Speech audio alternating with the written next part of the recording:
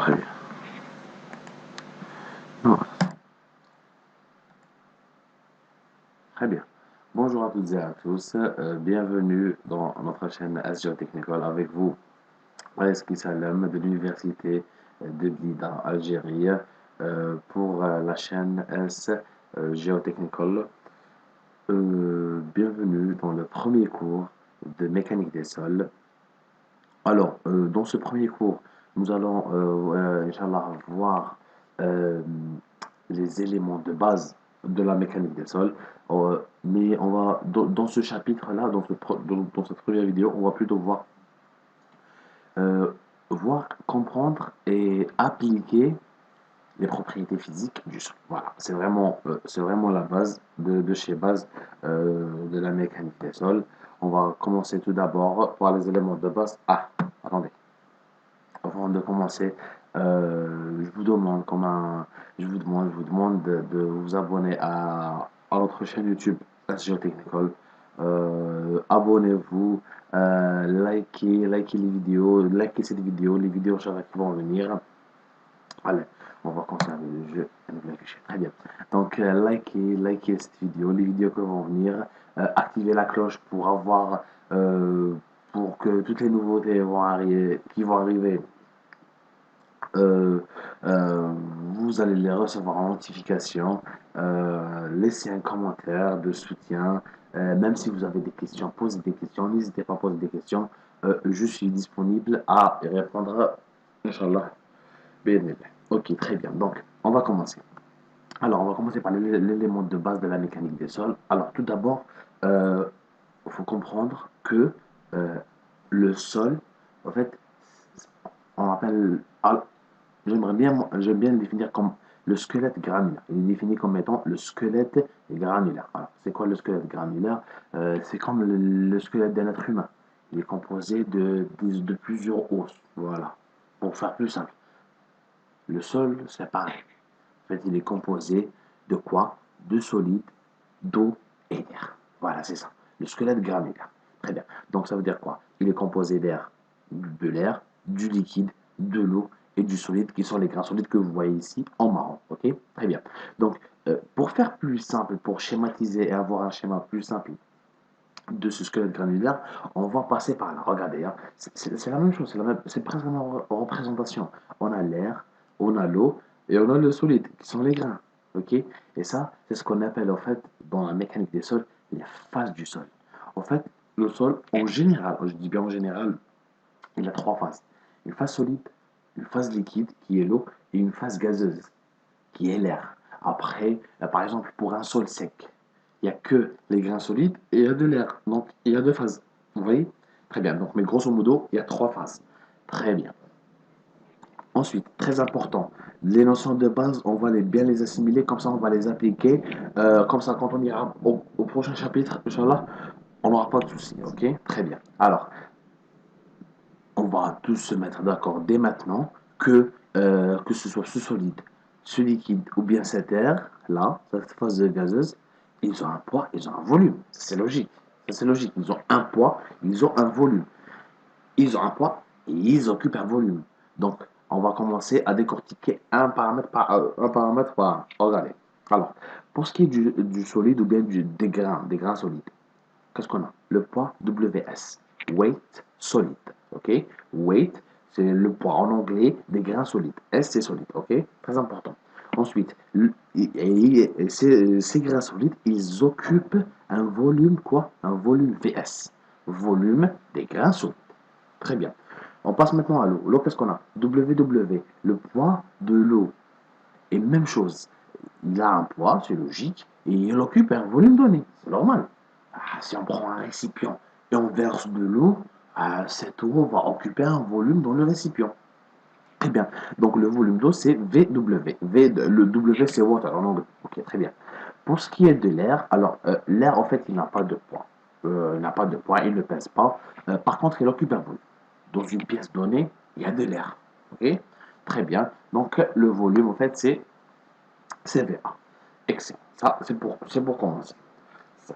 Donc, les phases du sol, très important de les connaître, surtout ces paramètres-là, WWWS, WAVA, VWVS, ok? Ah, je n'ai pas parlé d'un truc. La somme de tous ces paramètres, de tous ces poids-là, nous donne le W total, le poids total, c'est logique. Et idem ici, la somme de tous les volumes nous donne le V total, ok? Très bien. Un paramètre que j'ai oublié de mentionner, c'est lequel? Regardez ça, c'est V vide, VV, c'est K, c'est V vide. C'est quoi V vide? Ok, je vais vous expliquer. Par exemple, on a un squelette granulaire. Un squelette granulaire, comme il est schématisé ici. Il y a quoi en vrai? En vrai, il y a quoi? Il y a les grains solides et il y a les vides. Ok? Et ces vides-là, ils sont remplis soit d'air, soit d'eau. Ok? Donc, en principe, à la base, le squelette granulaire il est composé de solides, de volumes solides et des vides. C'est tout.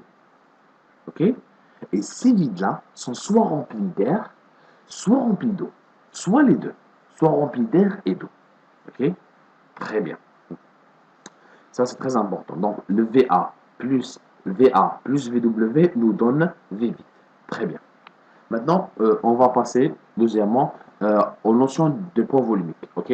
C'est très simple. Je pense que vous connaissez tous les poids volumiques. C'est quoi en fait le poids volumique? C'est tout simplement d'un sol et tout simplement le rapport entre le poids de ce dernier, le poids de ce sol, sur le volume occupé. Très bien. On va détailler. On va détailler poids volumique par poids volumique, parce qu'il y a plusieurs poids volumiques dans le sol, ok? Et on doit bien les distinguer et apprendre leur formule pour savoir les utiliser après, ok? Autre chose, en fait, faut retenir les marges des poids volumiques. Ça veut dire quoi? Je m'explique. Par exemple, vous ne trouverez jamais, par exemple, un gamma comme ça, supérieur à un gamma S. C'est pas normal. Dans des applications, par exemple, si vous trouvez gamma supérieur à gamma S, il y a un souci. Idem, vous ne trouverez jamais, par exemple, un gamma prime supérieur à un gamma, ou bien un gamma D. C'est pas logique, ça. Et c'est ce qui est bien en mécanique des sols. Le fait qu'il y a une certaine logique qui est respectée. Et c'est ce qui nous permettra de ne pas nous induire en erreur. Ok? Et nous permettra, lors des applications, de savoir si nos résultats sont justes ou bien si.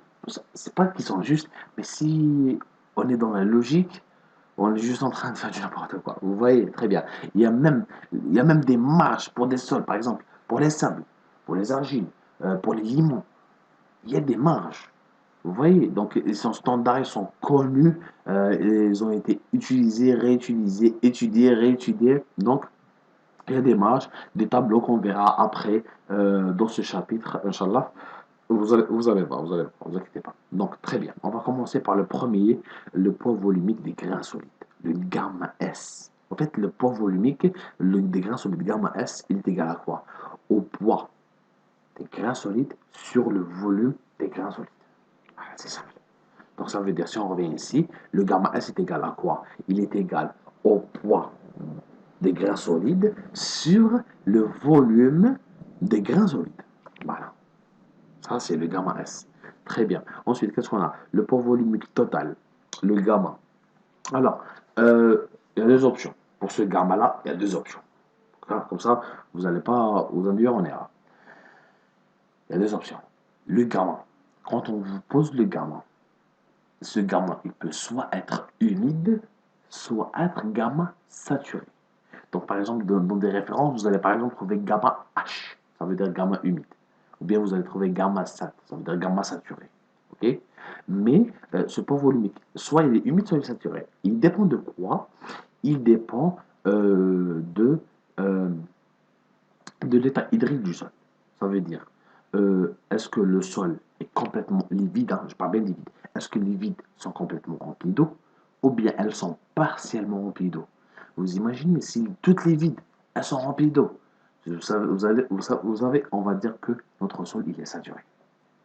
Si les vides sont partiellement remplis d'eau, ça veut dire quoi? Ça veut dire il y a de l'eau et il y a des vides. Et il y a de l'air plutôt. Ok? Comme ici. Il y a de l'eau et il y a de l'air.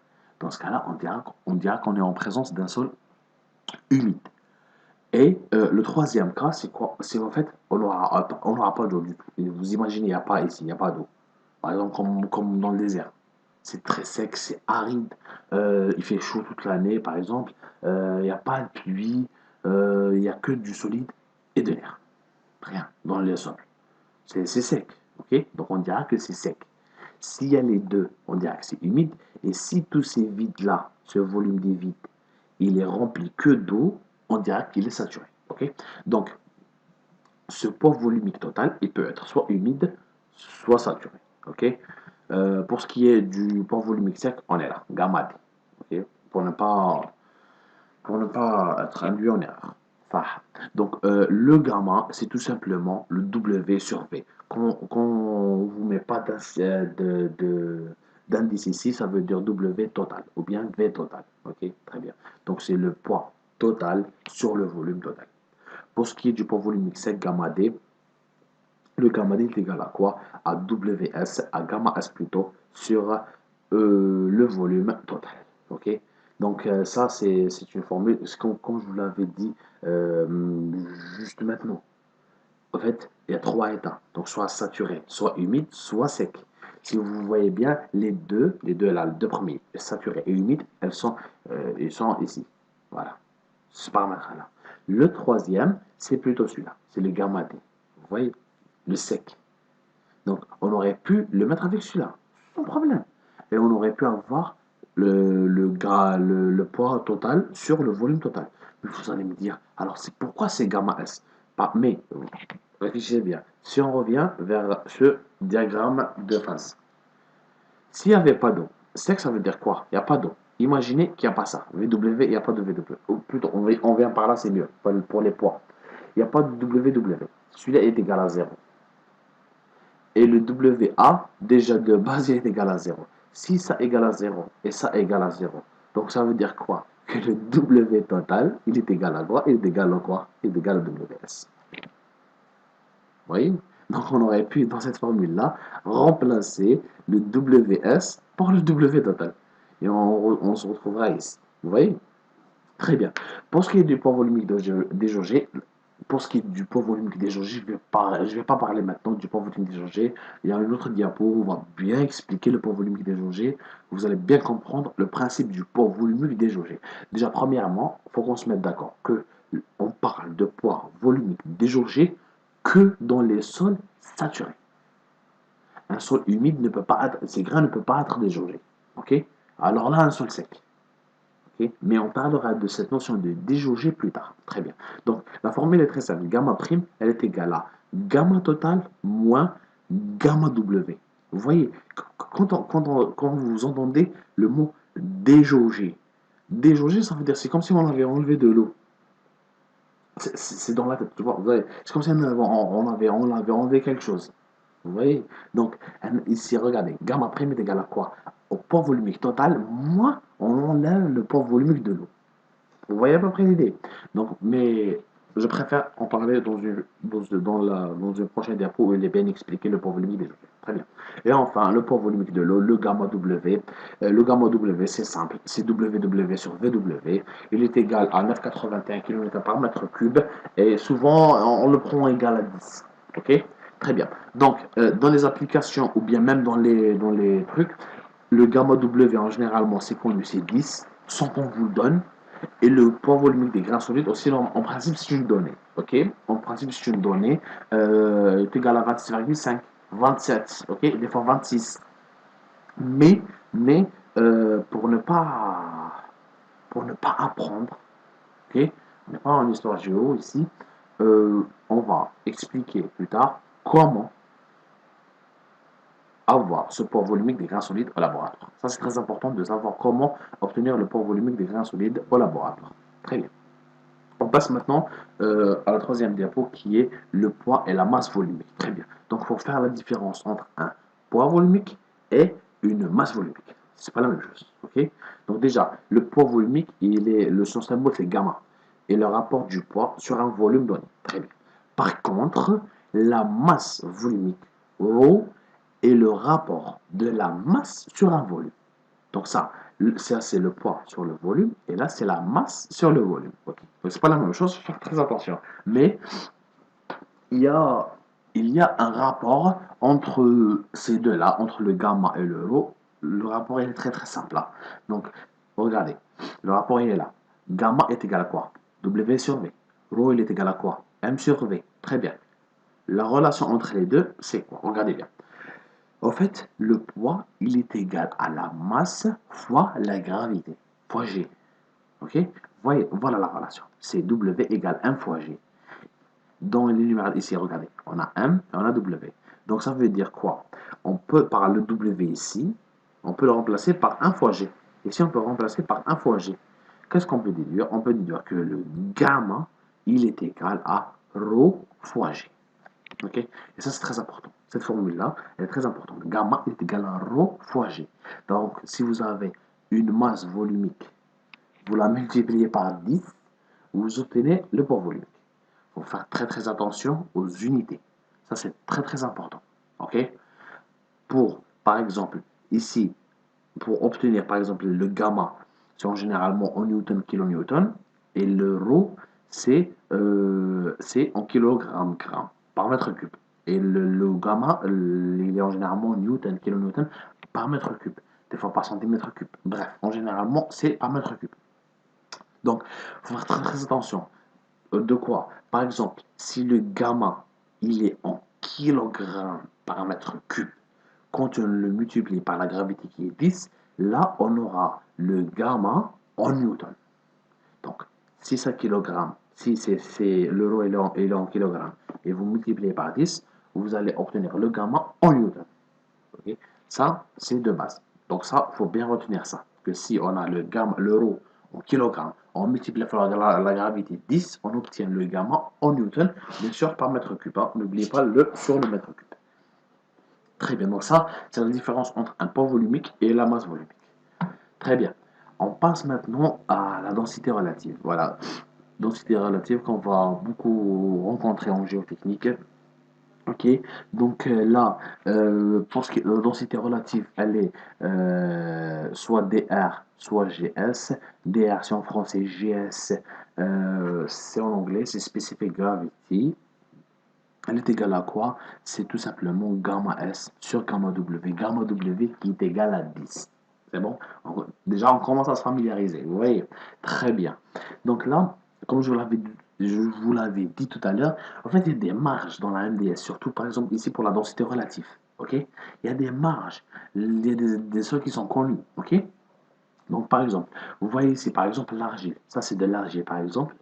La densité relative, elle varie entre 2,7, 20 et 2,8. Tout à l'heure, qu'est-ce que je vous avais dit que le gamma S variait par exemple entre 26,5, 27. Je parlais du gamma S. Le gamma S, en fait, s'il est égal à quoi? Si vous faites une petite formule, une petite application mathématique, gamma S est égal à quoi? dr fois gamma W. Donc dr fois 10. Donc si vous prenez 2,7 fois 10, ça va vous donner 27. Vous voyez? Excellent. Pour ce qui est du sable, la densité relative varie entre 2,65 et 2,67. Ok? L'intervalle est très, très restreint. Pour ce qui est du gravier, c'est la même chose. Par contre, pour le gypse, elle est de 2,3. Pour la kaolinite, la kaolinite, elle est entre 2,6 et 2,63. La kaolinite, en fait, c'est une argile. En fait, c'est une argile de Chine. Elle fut découverte en Chine, ouais. Elle fut découverte en Chine. Kaolinite. Je pense qu'elle elle a été nommée Kaolinite. Ah, je pense que j'ai l'information. Et en fait, il y avait un mont. Un mont, c'est comme une montagne. Un mont en Chine qui s'appelait Kaolinite. Ouais, je pense que c'est ça. Je pense que c'est un truc comme ça. L'essentiel, elle fut découverte en Chine. Dans un mont, je pense, qui s'appelle Kaolinite. Et dans un endroit là-bas. Et euh, elle fut baptisée Kaolinite. Sur le nom du mont là. Alors vous allez avoir beaucoup d'anecdotes avec moi. Très bien. On continue. Très bien. Ok. Donc, on va s'arrêter pour cette vidéo. Pour cette vidéo, on va arrêter à la densité relative pour ne pas encombrer la vidéo et avoir une bonne qualité. Dans la prochaine vidéo, Inch'Allah, on verra l'essai au picnomètre. Justement, l'essai au picnomètre avec lequel on va déterminer le gamma S dont je vous parlais tout à l'heure. Comment on détermine le gamma S au laboratoire, ok? Très bien. Donc, sur ce, je vous souhaite, je vous souhaite tout le bonheur et on se retrouve pour une autre vidéo, Inch'Allah. N'oubliez surtout pas de vous abonner à SGO Technical. Restez fidèles. À la prochaine vidéo, Inch'Allah.